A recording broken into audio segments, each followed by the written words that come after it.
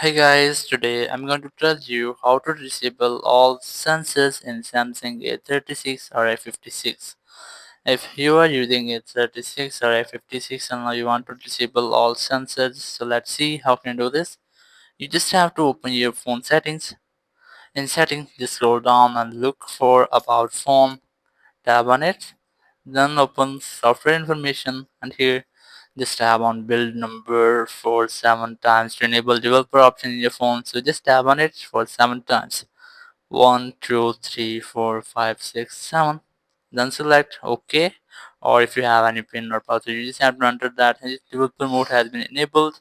Now go back and here you will get developer options. Just tap on it and developer option you will get different options. You must have to look for quick settings developer tiles. Just tap on it and here you'll get sensors off. Just enable the settings. Now go back, scroll down your control center and here you'll get a setting which is sensor off. Just tap on it and here you can see I have enabled all the sensors on my Samsung A36. You can easily disable all your sensors in Samsung A36 or A56. Thank you very much for watching the video. Until next video, bye bye.